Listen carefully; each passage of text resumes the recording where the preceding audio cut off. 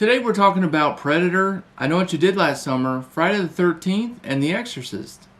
What year is this again? I guess what's old is new again, all that and more on the Friday Movie Wrap-Up Show. And now, here to entertain you all, because every day he's hustling. Side Hustle Cinema. Welcome back to the channel, Side Hustle Cinema here. Before we get into today's video, I just wanted to thank all you guys who have subscribed to me this week. I'm now over 100 subscribers. So you know what's next? We gotta hit 200. Can't stop hustling, right? So do me a favor, if you're new to the channel, go ahead and hit that subscribe button. And if you like talking movies, if you like talking movie news, physical media stuff, go ahead and hit that like button. It really helps out. And leave a comment about anything that we talk about today. So now it's time to do the box office report, where we're going to look at what all was out at the theaters this week, how they fared, and what's new coming out. Kind of get you ready for the weekend. So here's the top 10 domestic box office results for the week of July 23rd through the 29th. So coming in at number 10 with $1.2 million is Roadrunner, a film about Anthony Bourdain. At number 9 is A Quiet Place 2 with $1.7 million. Number 8 was Space Jam: A New Legacy, and it brought in $3 million. At number 7 is The Forever Purge at $3.3 million. Boss Baby came in 6th with $4.2 million. At number 5 is Escape Room: Tournament of Champions with $5.2 million. At number 4, F9, A Fast Saga, came in with $6.6 million. At number 3 for the week was Black Widow, taking in $16.1 million.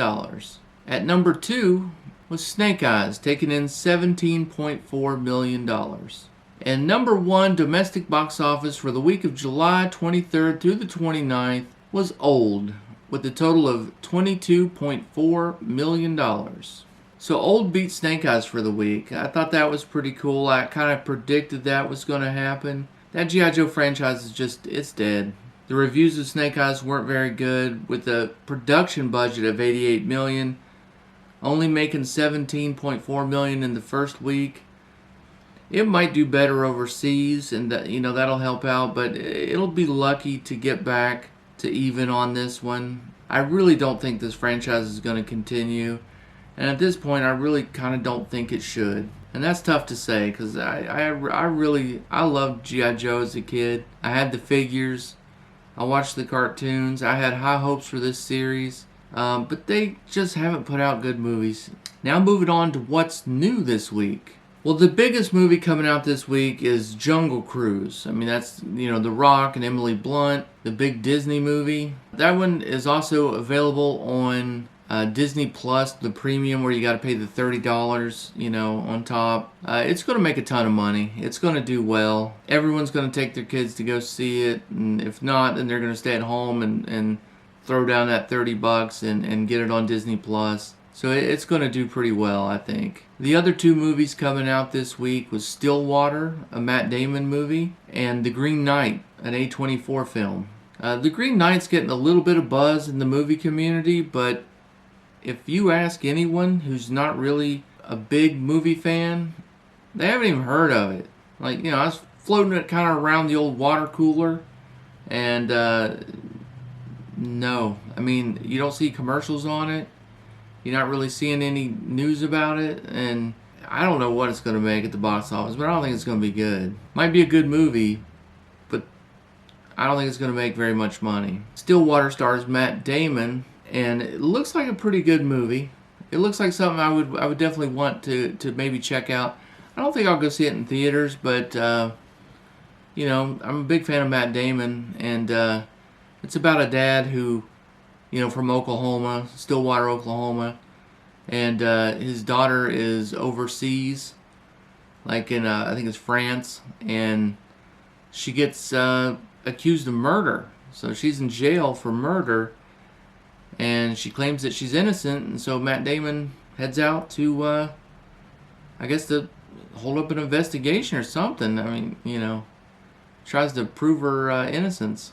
Sounds like a pretty good movie to me. Now it's time for some movie news. Earlier this week, we got news that there's a new Predator prequel coming out, and that its filming is almost complete. The name of the movie is called Skull, and it's about the first time that Predator comes to Earth. It stars Amber Midthunder playing a Comanche warrior as the female lead in this movie. It sounds kind of interesting. I guess there's like a tribe of Comanches, and Predator comes to Earth, and I guess they got to deal with them, I guess just primitive weapons. You know, we saw a little bit of that in the first Predator. I mean, they had guns, but it ended up being all of Arnold's traps that ended up doing in the Predator. And so I guess we're getting something similar to that. What kind of worries me about this movie is that it was so under the radar. I mean, I didn't even know they were making this. Like, you almost heard nothing about it, and here it is almost complete. And also a little discouraging is that it's coming straight to Hulu. There's no theatrical release. Anyway, I haven't seen a trailer for it or anything like that, so, you know, when a trailer drops, I would definitely want to check it out, see how it looks. But for right now, I'm feeling a little nervous about this one. I like me some Predator, but, you know, gotta give us a good Predator. So tell me what you guys think. Are you guys excited for this new Predator prequel? Do you think it sounds good, or are you a little nervous about just getting a Hulu release?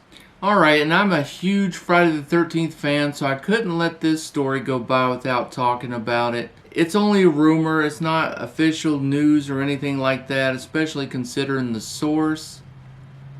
But Corey Feldman did an interview this past week with some of the guys over at Movie Web, and during this interview he kind of drops a bomb, you know, a big bomb here, and says that a guy approached him at a party who was a lawyer and claims that he has some knowledge or worked on these legal rights issues, and that they have been resolved and they're now free to start making Friday the 13th movies again. And this is coming, you know, directly from Corey Feldman. I don't really trust him. I mean, he's kind of out there. He said a lot of crazy stuff, you know, in the past. I don't know. I don't know if it's a true thing or not. But I hope it's true. I would love to have this be true. He goes on to say that, you know, that he would love to be a part of a new, like a direct sequel reboot from Part 4. And sort of do a Tommy versus Jason story. And that him and the co-writer of Part 4, or him and the writer of Part 4, had actually, you know, fleshed out a treatment, and had approached the studios about doing that a number of years ago. I really hope these legal battles are over. That would be great news. It's long overdue. I do not know what takes so long in these situations. If you don't know the story behind the rights issues of this movie, there's a law that after 35 years of a product, you know, of a property being licensed out, it goes back to the creator. After 35 years, they can petition to get it back, and that's exactly what happened in Friday the 13th case. The guy who wrote Part 1, his name's Victor Miller. He petitioned to get the rights back, and Horror Inc., who you know, had the rights to it, said, well, no, you were just a hired guy to write it. It wasn't really your idea. We just brought you in to write the movie. And also the fact that Jason wasn't even the killer in Part 1. It was, you know, his mother. And that, you know, the hockey mask, machete-wielding Jason that we all know and love now isn't really his creation at all. And so they've been tied up in court for what seems like forever trying to resolve these issues. I know before all these legal battles took shape, there was a TV show that was in the works with CW. Of course, the Friday the 13th video game was going strong, and they were adding a lot of new content, and there was a lot of new stuff that was about to drop when all this, you know, these legal issues came out. And then, of course, there was lots of people that were, you know, trying to get a new movie done. Even LeBron James's production company was trying to do a new Friday the 13th movie. And then even the 2009 version of Friday the 13th, there was supposed to be a sequel to that was set in the snow. And all these projects, all these plans, they all just got thrown out the window. I could do a whole video on what I would like to see happen to the Friday the 13th franchise and where I would, do a direct sequel from. Because there's lots of ways you could do it, but that's probably a video on its own. And maybe if we get some new news about something progressing in this, maybe I'll make one of those videos. So this week at Comic-Con, we got some news about the I Know What You Did Last Summer series that's coming to Amazon Prime in October. Also, we got the full trailer for Chucky TV series. It's coming October 12th. So October is shaping up to be an awesome month. But the news we got on I Know What You Did Last Summer was Amazon did a panel, and in that panel the showrunner Sarah Goodman was on there and gave us a few details about what we could expect from the new show. Of course, it's going to follow basically the same plot as the movie, but it's going to be updated and just a fresher, more modern version of that. She also went on to say that the characters wouldn't be so one-dimensional, that you wouldn't just have the jock, the nerd, the princess, that there was going to be multiple layers of these characters, and that, we'd get to know them a little bit better than, what you would get in the movie. This show's going to be 8 episodes long. We're going to get 8 episodes. And the cast has been revealed. I don't really see anyone that I really recognized other than Madison Iserman. Of course, she was in the Jumanji movies and Annabelle Comes Home.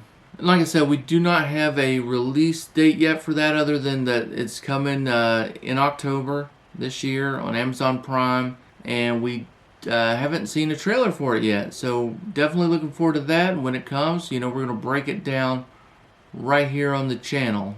And finally, The Exorcist is coming out with a new trilogy that's going to be at least the first one is going to be a direct sequel to the original Exorcist movie, the one with Linda Blair. And Universal and Peacock paid a ton of money for the rights to this. They paid $400 million just to get the rights. That's not what the movies cost, just for the rights to make the movies. Ellen Burstyn, who played the mother of Linda Blair in the original movie, will be back for this new trilogy, at least the first one. The first one is supposed to be in theaters. The next two are supposed to debut on Peacock Plus and not get theatrical releases. At least that's what they're saying now. Maybe that'll change.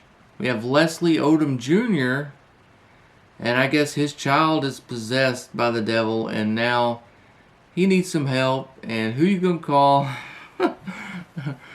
I guess you call Ellen Burstyn, and she's gonna come and fix this, I guess. I don't know, guys. I don't know about this one. I love The Exorcist. Great movie. Some of the sequels were kind of okay, but there was a lot of sequels. And it just feels like interest in it kind of has dwindled. And even though this is a familiar property, The Exorcist name, I don't know if there'll be a ton of buzz about this when it's all said and done. I mean, that's a lot of money to pay, and you haven't even made the movie yet. I mean, you still have to pay, money to make the movie. And so this is going to have to make a lot of money to be able to come back and do well on this deal. And I know Ellen Burstyn, they're acting like that's a big deal, but is it? I mean, that's not like Jamie Lee Curtis coming back for Halloween. I mean, there's probably a lot of young people that haven't even seen The Exorcist. So it'll be interesting to follow this story and see what develops. I know Linda Blair's already piped up, and she said that they haven't asked her to be a part of the series in any way. And quite frankly, I'm glad they haven't. Linda Blair, for years, would not let reporters ask her anything about The Exorcist. She didn't want to talk about it. If you brought it up, she would end interviews. For a long time, she wouldn't sign autographs, anything from The Exorcist. She did not, whatever her reasons were, she didn't want to be associated with the movie.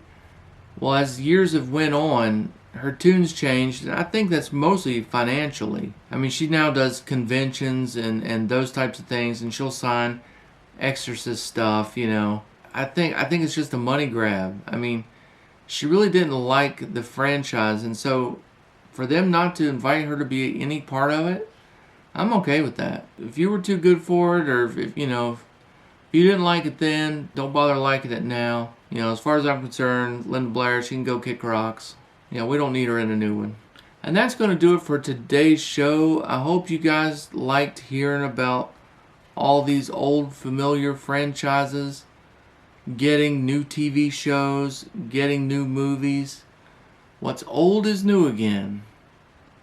Hollywood just keeps on reinventing the same old stuff. And we love it for the most part. Big thank you to everyone who watched to the end. You guys are truly amazing. And I'll catch you on the next one.